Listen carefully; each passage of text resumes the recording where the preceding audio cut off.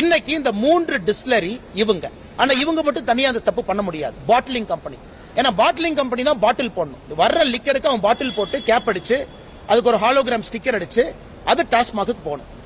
இப்ப bottling company ride பண்றாங்க. இந்த பாட்டிலிங் கம்பெனி என்னன்னா இது தனி இண்டிபெண்டன்ட் என்டிட்டி கிடையாது. டிஸ்லரி கம்பெனியுடைய சிஸ்டர் கன்சர்ன். நேரடி தொடர்பு இல்லை என்றாலும் கூட மறைமுகமான தொடர்பு சாராய ஆலைக்கும் பாட்டிலிங் யூனிட்டுக்கு இருக்கு. அப்ப இவங்க செய்யற அந்த எக்ஸ்ட்ரா லிக்கருக்கு எக்ஸ்ட்ரா பாட்டில் வேணும். இது சத்தீஸ்கரனுடைய எக்ஸாக்ட் மாடல். போலி ஹாலோகிராம் ஸ்டிக்கர், போலி பாட்டில், போலி கேப். ஏன்னா இது எல்லாமே நம்ம கணக்கு பார்க்கிறோம். டாஸ்மாக்னுடைய வேலை என்னன்னா ஹாலோகிராம் ஸ்டிக்கர் எவ்வளவு கொடுத்தோம், எவ்வளவு ஹாலோகிராம் ஸ்டிக்கர் திரும்ப வந்திருக்கு, இது டாஸ்மாக் பார்க்க வேண்டிய கணக்கு. சத்தீஸ்கர்ல சிஎஸ்எம்சிஎல் என்ன பண்ணாங்கன்னா எக்ஸ்ட்ரா ஹாலோகிராம் ஸ்டிக்கர், எக்ஸ்ட்ரா பாட்டில், எக்ஸ்ட்ரா கேப், இது தனியான ஒரு நெட்வொர்க். இன்னைக்கு தமிழகத்துல ஈடியினுடைய செய்தி குறிப்பு 2 சொல்றாங்க.